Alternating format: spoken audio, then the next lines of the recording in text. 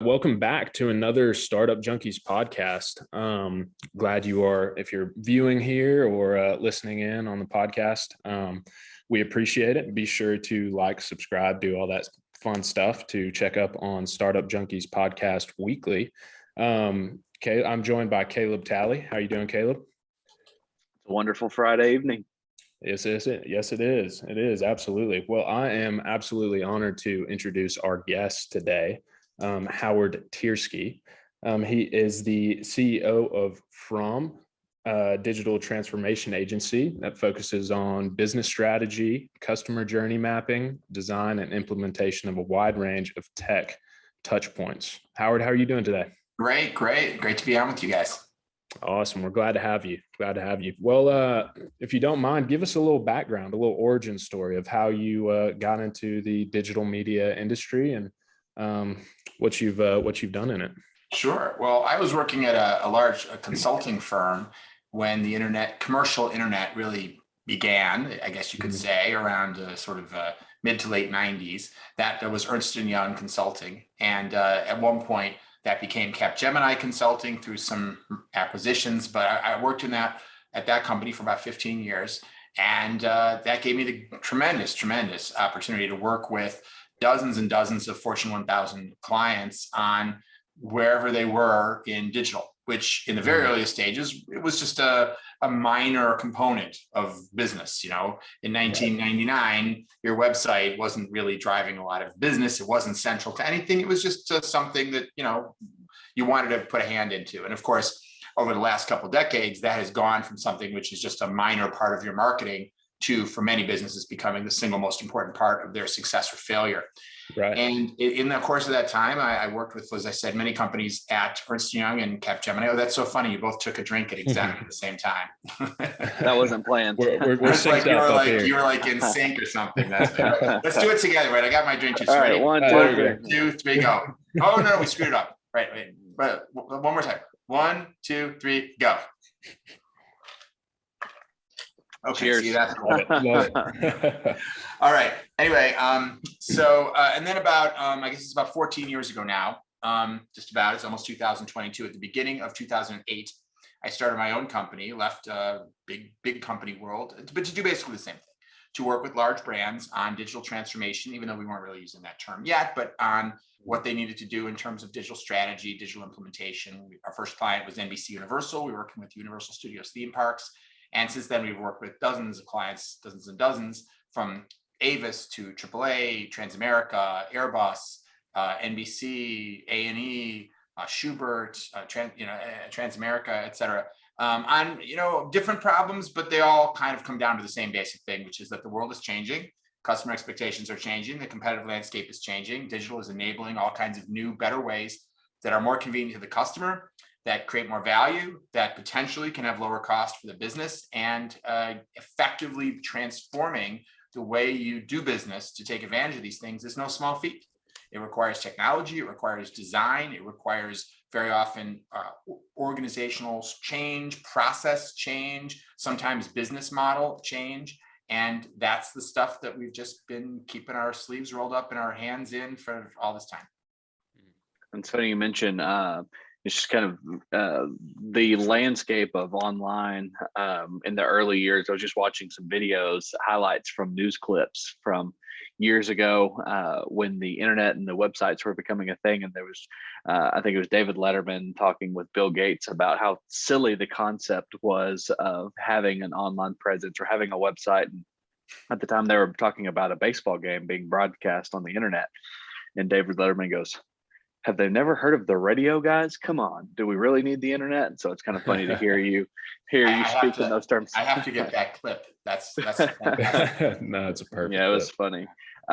So tell us kind of about that transformation and how you've kind of helped along the way, helped those brands kind of understand the need for that presence.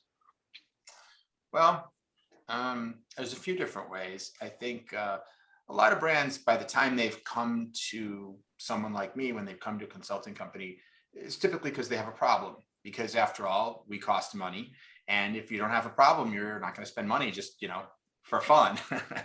So typically, someone comes to us with a problem, and that problem may be we want to sell more stuff on our website. That problem may be our customer satisfaction is not as high as it should be. That problem may be we're trying to cut costs, save money. Maybe we have a vision for a whole new product. We want to grow and we want to create new digital products that have a different business model, et cetera. So there's a variety of different scenarios, but like just let me give you an example of one that I did many years ago. General Motors came to me and members of my team, and they said, JD Powers, which ranks, automotive and other industries in different areas of customer satisfaction, had ranked General Motors pretty much last in one of the categories, which was online customer satisfaction. I mean, they might have ranked them last in some other categories as well, like vehicle reliability, but that's not my idea. But they came to us because they said, if you look at all the brands, and JD Powers doesn't rank GM, they rank like Chevy or Ford, Chevy, a Buick, Cadillac, et cetera, et cetera. And back then there were some other brands like Hummer and Saab and such that are no longer part of the portfolio. And but a lot of their brands were at the bottom. And so they said, we don't want that. It looks bad. It's we're embarrassed. And we, our executives are being told they won't get their bonus next year, if they don't fix this problem. And of course, they recognize that this was also having a negative impact on their business, but they didn't even necessarily know for sure how to quantify that.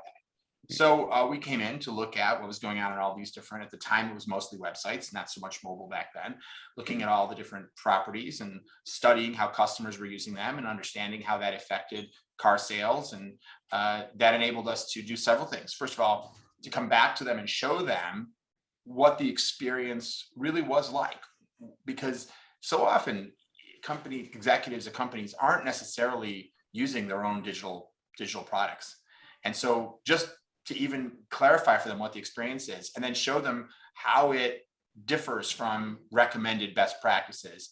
And part of our process typically is also doing research with customers. So sitting down with customers who are interested in buying a car and having them go on the website, for example, and do what they would do. I say, okay, if you're interested in buying an SUV, how would you use this website to consider if they have anything that you would want to buy? And observing how they use it. Do they go to the navigation? Do they go to the search? What information they're looking at? And asking them to talk out loud while they're doing it, or asking them questions. Well, what are we expecting to see here? Well, what are you looking for right now? I'm looking at these pictures of the car, but these are like, I can't see, I want to see what the trunk looks like. I want to see what the back seat looks like. I don't even see pictures like that. All I see is blurry pictures of a car driving up the mountain with a sunset behind it. I mean, that's a cool photo, but doesn't show me what I want to know about the vehicle, for example. So you learn all these discrete things. And then in terms of, you asked about how do you convince people, sometimes it's by showing them video clips like that. By saying, hey, look, you think you've got a great website because it's pretty, but here's some video of people sitting down trying to use it. And they're trying to solve particular problems. They have a decision process they're going through, and you are not meeting their needs. You're not providing them the information that they need, or you're providing them so much information that they're lost and they can't find the information they're looking for because it's intermixed with so much information they don't care about, like technical information about the vehicle, things like that. So, the way the comparison tools work, the way the configuration tools work. So we're really able to figure out, what was working well, what wasn't working well, and what changes were needed in order to create something that was more effective based on what customers really wanted and needed. I think it comes down not from somebody having a brilliant idea in a conference room, we should create this cool gadget, but by understanding what our customers trying to do and where are we letting them down. So often that's 90% of what drives success. And, I've been a part of a lot of projects that drove massive increases in conversion, sales, profitability, just huge numbers. By the way, I've also been part of some projects that were super big failures. So and you learn from both, right? But, usually the ones that are super successful and someone's like, well, why? It's just because we listen to the customers and we observe, didn't listen to them in the sense of saying, well, what are your ideas for a better website? Because customers very often don't know, but we listen to them in the sense of watching what they do and understanding where they were being inconvenienced, where they were frustrated, where they were confused, and just fixing that stuff. And that is a lot of what drives success. That rings so true for what we do here at Startup Junkie. We offer consulting to entrepreneurs in our region. And one of the first things we tell an entrepreneur is we find that sometimes they just get really attached to an idea, or they just really fall in love with this grand solution they've created. And come to find out they haven't even spoken with the intended customer whose problem they're trying to solve. And so one of the first steps that we do is send them out to talk to 100 potential customers to learn what those pain points are, what is frustrating, what is something they're trying to do here that they can't do because XYZ, to guide them to the real solution. And sometimes that's going back to the drawing board and erasing the whole thing and coming up with a whole new formula. So that definitely rings true with us here as well. Yeah, one thing I like to say is, I love art. Art is a wonderful thing, but it's important to know the difference between art and business. In art, you have something that you want to express to the world. You want to bring something to life in the world. And once you do, people might like it or they might not like it. But the goal of art is not necessarily for people to like it, but to express yourself, whether it's with a painting or dance or whatever else. That's art. The goal of business is to create value for other people and hope that they will give you some value, like money, in exchange. And so if you don't really know and understand what other people need, then you're sort of like shooting with a blindfold on to try to see if you're going to create something that's going to create value for them. It's possible to get lucky and create something great even without customer insight, but that's just what it is. It's hitting the bullseye with a blindfold on versus getting the kind of customer insight that, to me, that's aiming. And it doesn't guarantee you'll hit the bullseye just because you aim, but it's a heck of a lot more likely than if you wear a blindfold and don't aim. A lot less likely to put some eyes out. Yeah. Absolutely. Well, I can absolutely attest to that. Customer development and insight, huge factors in the success of your business. What kind of advice would you have to an entrepreneur maybe listening in, or somebody who's having trouble with their website currently, is kind of break down what are the starting points? What do I need? What does this website need to convey? Just a little advice if you have anything. Well, whether it's a website or an app or any kind of touch point with the customer, I think the first thing you want to ask is, what's our definition of success? Why do we even have a website? Don't have one if you don't need one. Everything in business should be there for some purpose. And how would you know if the website were wildly successful? That's the first question. What are the indicators of success? And then the second question would be, are you measuring those things? Sometimes people say, oh, my website is terrible. Okay, well, how many visitors do you have? How much sales? What's conversion? I'm not sure, but I just feel like it's not good. Okay, well, that might be true, but let's get specific, Right. What's actually happening? Make sure you're actually looking at what's happening. Because, by the way, there could be some really good things happening too. You might say, well, I don't make a lot of sales, but actually every day, 50 more people sign up for my mailing list, but I'm not making any sales. It's like, okay, but wait a minute. That sounds pretty good that 50 people are signing up for your mailing list. So let's not lose that, because when you have a complex touch point, very often there's some good things and there's some not so good things. So being clear about what we want, and then being clear about what's actually happening. And then obviously we want to look at the gap. All right, well, 1 out of 100 people is buying from me. My goal is for 1 out of 10 people to buy. You're never going to get everyone to buy. So then you have a gap. Okay, why? What's holding you back from where you want to be? And then you got to figure out what that is, because to me, it's all about figuring out. It's kind of like how, is it Michelangelo? One of them said, how do you carve a sculpture of, of an eagle? Well, you just look at the block of marble and you just take away all the parts that aren't an eagle, or whatever. I might have mangled that quote, but similarly, how do you make a website great? Well, you just figure out what's it supposed to be doing, what's the gap, and what is holding that from back from, is it that you don't have enough people coming to it? That could be it. Maybe every person that comes to the site buys, but you only get one person a day. So let's get some more people. It sounds like the website's not the problem. It's the traffic. Or, thousands of people come, but nobody buys. Okay, well, why not? And then the kind of research that I mentioned earlier, there's many ways you can help answer those kind of questions. But the first thing is to get clear on the questions. Then once okay, we want to understand what's happening. For example, maybe you have a website where a lot of people come and put things in the shopping cart, but then they don't check out. All right, well, that's a different problem than nobody puts anything in the shopping cart, right? But let's say it's the first one. So then you want to know, okay, well, by the way, that's the sort of thing you can see from site analytics and metrics. So you want to make sure you have those, right? You don't want to just say, well, nobody's buying anything. If you say, well, what are they doing? And the answer is, well, I don't know what they're doing on the website, but they're not buying anything. Well, let's find out. And so hopefully you're using a tool like Google Analytics or something similar. And if not, then that's the next step. You got to get that installed so you can understand, look at reports, what's actually happening on the site. Where are people going? What are they looking at? What are they doing? And where are they abandoning in the journey that you want them to go on? Sometimes they're taking the first 5 steps and just not taking that 6th final step, or sometimes they're just coming to your homepage and leaving in 10 seconds. So getting clear on that. And then once you understand where they are and how far they're getting, then the question is, well, why? If a lot of people are putting stuff in the shopping cart and then leaving without paying, what's going on there? And that's sometimes where really getting with some customers and talking to customers who've actually gone through that process, because all of a sudden you have an epiphany. You watch the customer, look at the numbers, and you're like, numbers often tell you what, but not why. But if you do direct customer research, you observe customers going, you discover, for example, I once worked on a site for a large electrical company that sold competitive electricity and gas too, actually, electricity and gas. And they had these sort of 4 terms and conditions checkboxes. So if you wanted to complete the checkout, you had to say, I agree to all the terms and conditions. I further acknowledge that my home, is not covered under the blah, blah, blah Homestead Act. And furthermore, I have to agree to some other thing. And I also give consent to blah, blah, blah. And what we discovered is people were just scared the bejesus out of them with all these checkboxes. Someone in the legal department, had said, we have to put all these checkboxes here to cover ourselves so we don't get sued. Yeah, well, we're definitely not going to get sued because we have no customers, So, I'm exaggerating. They had some customers, but it was only studying the customers and watching the process to understand, well, this was the thing. These checkboxes were holding people back.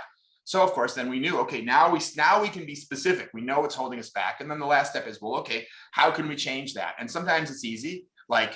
Nobody can see the checkout button because it's not enough contrast. And so they're looking around the page and they can't find the button. Usually that's a pretty easy problem to solve. In the case where your legal department is forcing you to put, maybe startups don't have as many bureaucratic legal departments, but they're requiring you to put all kinds of checkboxes. Then you need to get into the weeds with that. Okay, why do we need all these checkboxes? What are the laws? What are the risks? And sometimes you discover that overzealous lawyers are just putting everything but the kitchen sink in there. And in reality, you can streamline it. That's the work. The work is to get into the details and say, okay, this is the problem. It's holding us back. And sometimes when you know that that's actually holding back sales, you can just say to the legal or whoever, we're not going to do that. We're going to change it. Because now that's the problem. Before you didn't know that was the problem. Maybe if the checkboxes are fine, it's a different issue.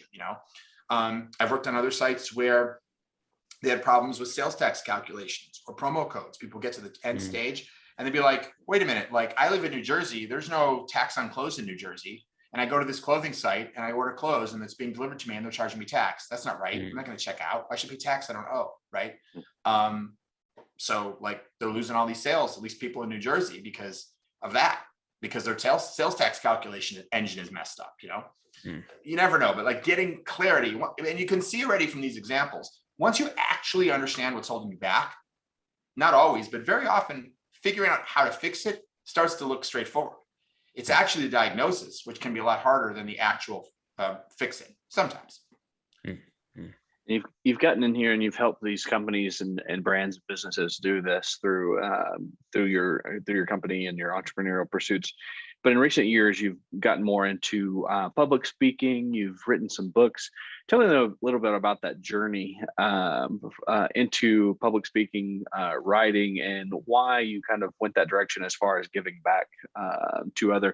I feel like you have broader reach by doing so. Explain kind of what drove that. Sure. Well, I've done different types of public speaking for a long time, but you're right. I'm doing more of it now. The truth is that my job is a lot of public speaking every day because I'm with clients, I'm running workshops. So the whole principle of sort of speaking to a group of people and talking about this sort of stuff is I'm well practiced, that's just the nature of what I do every day. But very often it's private, it's for individual clients. It's in the context of consulting. But public speaking, doing events, conferences, trade shows, publishing, thought leadership, publishing books. This is just a great way of marketing when you're probably in a lot of different industries, but for my business anyway, when you're in the professional services business, people are looking for somebody who has expertise, somebody who's got a proven track record. And there's always a lot of people out there who are claiming to have expertise. And so, one thing I always talk about is, consumers today are very cynical. They don't believe what you say about yourself. They believe what they experience. And they believe sometimes what other people say about you, if the other people are credible or if enough people say it. So if I go on Amazon and there's 10,000 4.5-star reviews, okay, I kind of believe that, So that's the benefit to a business of doing thought leadership and content marketing, is it gives a way for people to find you through SEO or find you on social media, watch a video, read content. Personally, I love the idea of people consuming the content that I'm creating and getting benefit from it, because not everybody's right to be a client of ours. For example, we don't really work with startups. So you have the startups as your, not that I wouldn't refuse to work with startups, it's not the company, it's not the profile that we're set up for. We work mostly with large enterprises. So a lot of people aren't the right clients for us. And yet I'm really gratified to discover that if I write an article on how to do better brainstorming with your team, and churches are using it and schools are using it and smaller companies are using it, I'm like, that's awesome, especially because that's just extra good that I'm hopefully doing in the world.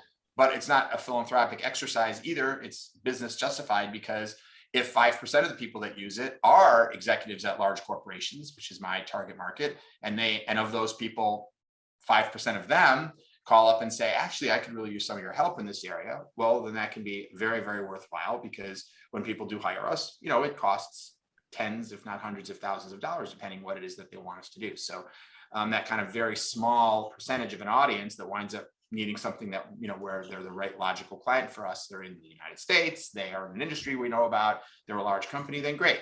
And we get business that way. So I think you get that kind of double benefit of, like, you can feel like you're doing something that's good for others without, not that would be bad to do just for that reason, but it's not really the main reason. That's just the side benefit. The main reason we do it is marketing. And it's much more effective marketing, I think, than the classic idea of coming up with a jingle or a tagline and telling everyone, we're the people that can help you, because everybody's saying the same thing and nobody knows.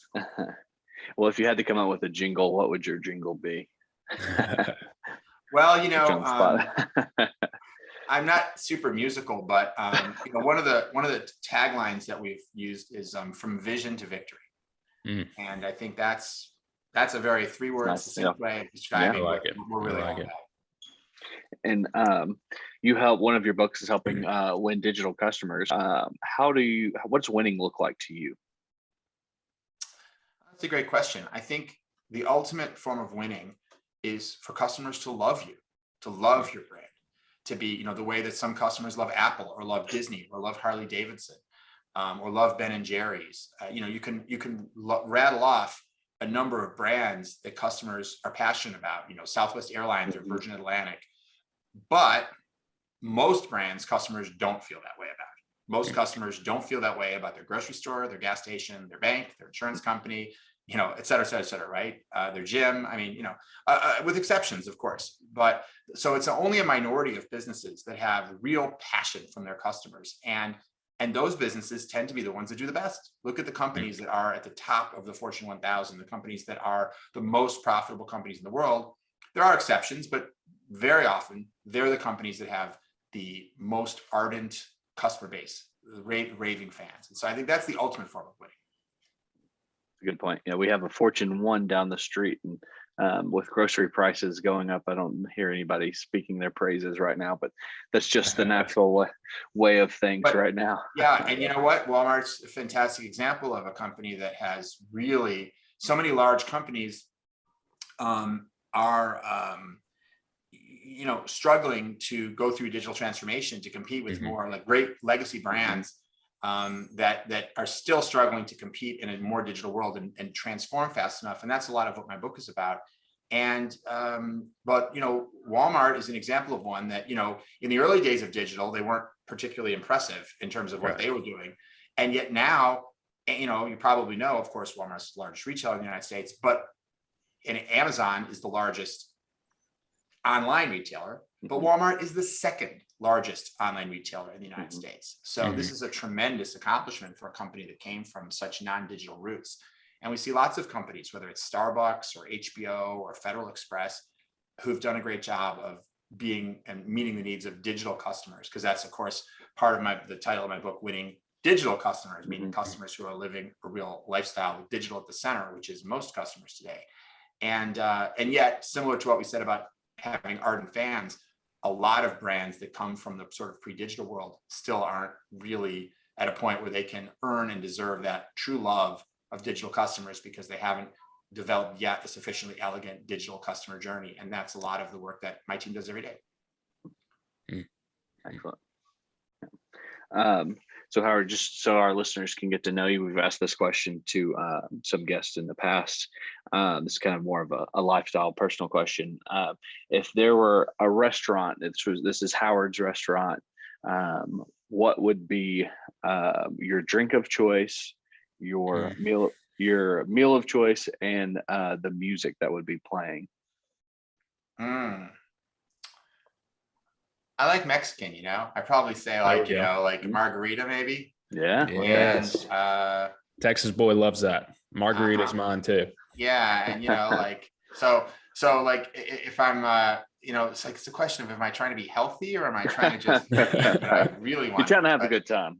Yeah. Okay. Then I'm going to go for like some, like the best, like nachos, like piled on, and not those nachos that they try to give you in the West where each individual chip is like individual. No, not that kind. Nope. The kind where there's like a big pile of chips and then everything's loaded on top and you take the one chip and it's, gooey and everything. Oh, yes.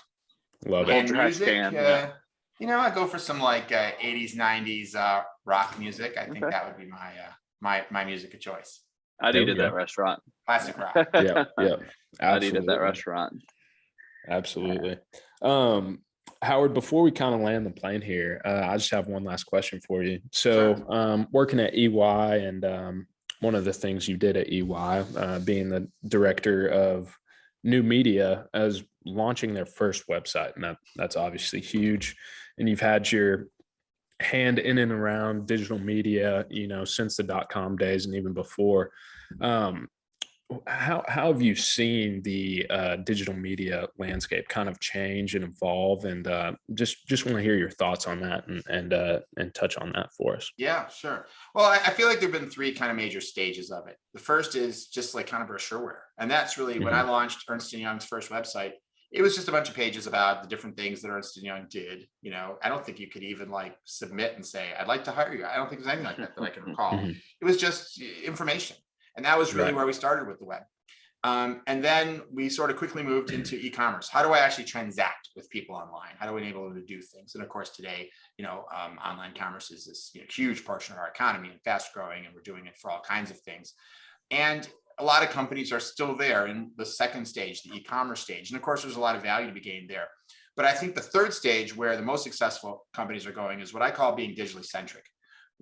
When you're in e-commerce, the second stage, it's a lot about like whatever your business was. Like your first stage is just talk about your business. Your second stage is create a new way for people to engage with your business, but you don't really change the business, right? Like, for example, if you're a store that sells hardware, you create a website and people can order the same hardware that you sell in the store, but they can order it on the website and then you send it to them. Okay, fine.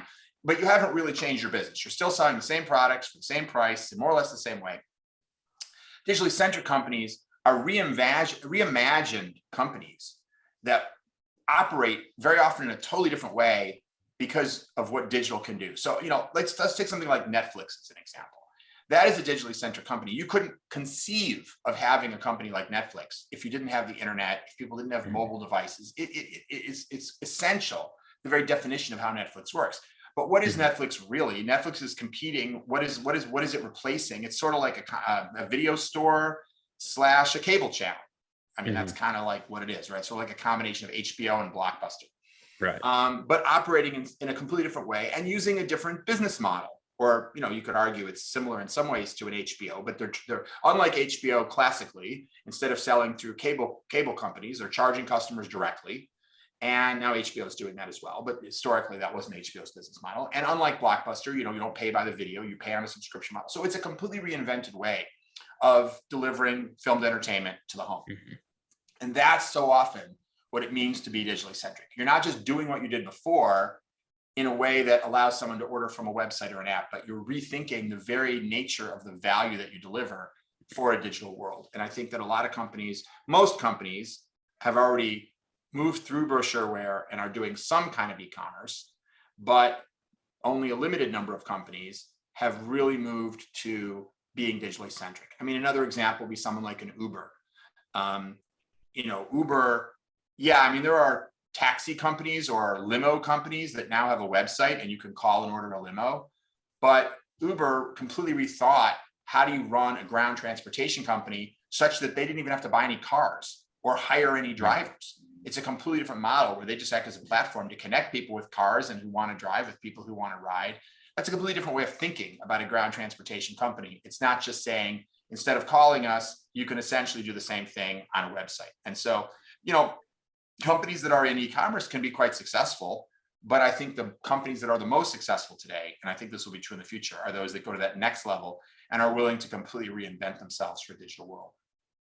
Yeah, and then the ones that are doing that, they're really kind of like they're setting the mold for the ones that come after them. You talk about Uber, when we see clients come through with ideas, it's so often it's like, well, this is the Uber for this, or this is the Uber for this, or this is the Netflix of that. And so it's kind of like setting the new standard for how to operate. Yeah, I mean, the ultimate compliment when you are the thing that people want to emulate, you represent something. And by the way, that's something that we talk in my book about the 3 things that make brands that are really loved. And, just real quickly, one is meeting customers' needs. The other is occasionally doing something extra that delights the customer. And the third is to stand for something that the customer really cares about, to have values that the customer resonates with. And those values sometimes can be sort of social, environmental or whatever type values, like a Ben and Jerry's or a Tom's Shoes, but they can also be just an idea. And when you become, one of those brands that say we're the Uber of this, or the Amazon of this, or the Netflix of that, to me, that suggests that your brand really stands for a bigger idea. And it might be an idea of convenience, or an idea of selection or choice or whatever. But that's personalization, customization. And when people start using your brand as a proxy for an idea, that really indicates that you really do stand for something. You're not just a dry cleaner or a Chinese restaurant or a accounting firm or something, but you're a company that stands for something greater. So much so that they want to take the idea you stand for and apply it to whatever their business is. And by the way, I do think that's also a great model for any startup company to be able to communicate very quickly what really is different about them. We're the this of that. I think that's actually a really nice model for people to use. Very insightful. So the question we do ask as our kind of land the plane question, Howard, is if you had the opportunity to roll back the clock, go back in time, whether that be 14 years ago or even further, knowing what you know now, what sort of advice might you give yourself? Buy Apple stock and hold it. Fair. Isn't that right? Yep. Because you don't really need to do anything else. That's sufficient. That's the whole deal. I